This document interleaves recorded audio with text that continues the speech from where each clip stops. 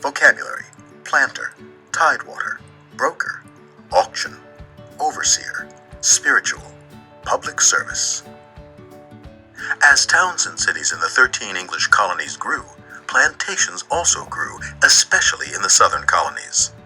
Plantations became prosperous because plantation owners, known as planters, were able to grow large amounts of cash crops, more than on small farms. Planters acquired as much land as they could in order to grow more and more crops to sell. The plantation economy. From the time that the first English colonists settled Jamestown, plantations became important to the economy of the southern colonies. As planters learned to grow more cash crops well, such as tobacco, rice, and indigo, they started even more plantations. The earliest plantations were usually built in the rich soil of the southern tidewater. Tidewater is low-lying land along a coast. Waterways in the area made it easy for boats to get crops to market. Crop buyers from England traveled the waterways with English-made goods: shoes, lace, thread, farm tools, and dishes. The planters bartered or traded crops for these goods. Owners of the largest plantations most often sold their cash crops through a broker. A broker is a person who is paid to buy and sell for someone else. Planters sent their crops to England together with a list of things they wanted the broker to buy there for them. The broker sold the crops in England, bought what the planter wanted, and sent the goods back to the colonies. To raise more crops, planters had to keep clearing new land. Crops such as tobacco ruined the fertile soil in only a few years. As land wore out near the coast, planters began to move up the rivers to higher land. There they built even larger plantations. Review: why were the earliest plantations usually built in the southern tidewater? A closer look: a southern plantation. Many plantations in the southern colonies were self-sufficient. Planters grew food and skilled workers produced many needed goods. 1. Cattle pen. 2. Slave cabins. 3. Overseer's house. 4. Stable. 5. Tobacco barn. 6. Tobacco fields. 7. Kitchen. 8. Main house. 9. Office. 10. Carpenter shop. 11. Smokehouse. 12. Laundry. 13. Warehouse. 14. Dock. How were plantations self-sufficient? Plantation workers. On small farms, every member of the family worked long hours. They worked hard, making sure that the crops were planted, harvested, stored, and shipped to market. The same was true for small plantations. As plantations grew in size, however, planters added more workers to do the hard labor. In time, the main job of the planter's family was to watch over the work of others. Many of the earliest plantation workers came to the colonies in the South as indentured servants. However, not all indentured servants came willingly to the English colonies. Some were sent there by the English courts to work in the colonies to pay for their crimes as a form of punishment.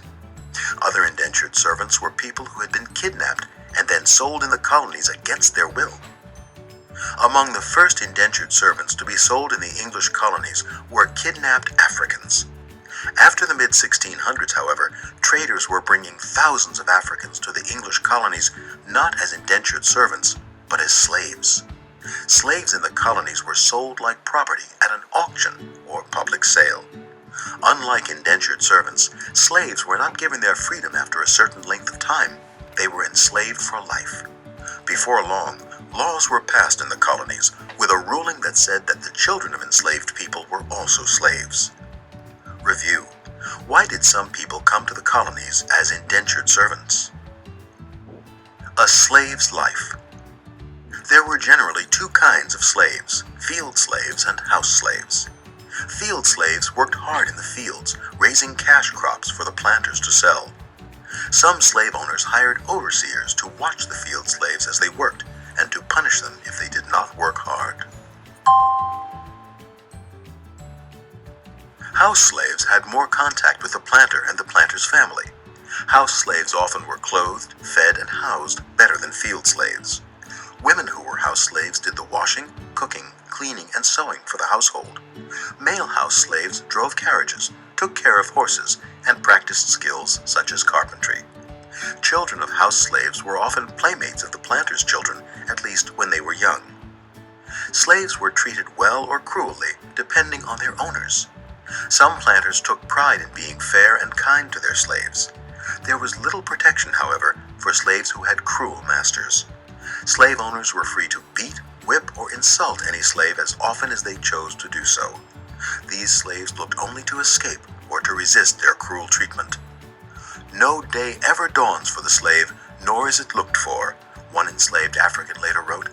"For the slave, it is all night, forever." Laws in the colonies forbade slaves to learn to read and write.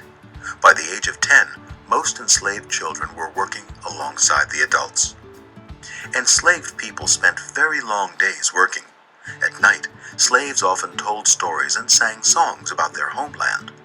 Later, the Christian religion became a source of strength for slaves as they tried to deal with the hardships of slave life. Some slaves expressed their belief in the Christian religion by singing spirituals. Spirituals are religious songs based on Bible stories. Review: why were spirituals important to slaves?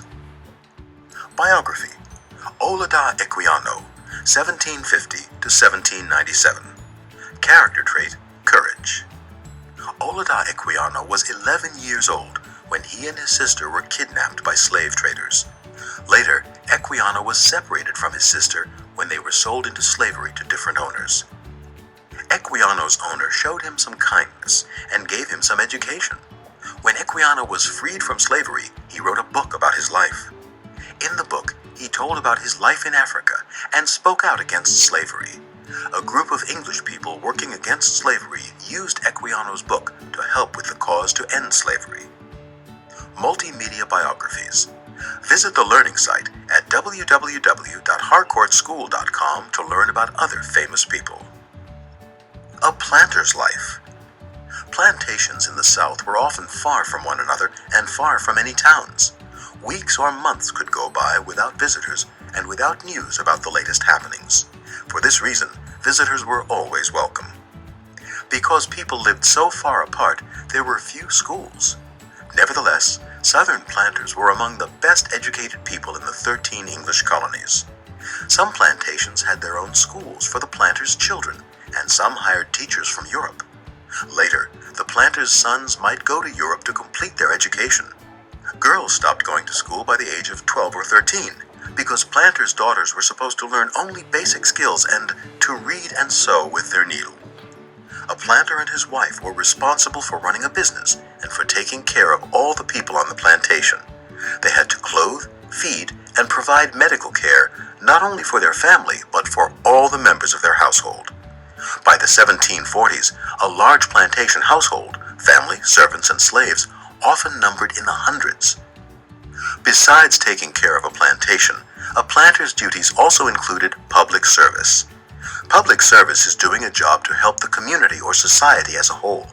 Public service for a planter could mean serving as a judge or as a representative in the colonial assembly. Some planters served as advisors to the governor. Some performed all these duties. This tradition of public service may explain why so many planters became leaders in the 13 English colonies. Review: how were children of planters educated? Lesson 2 review.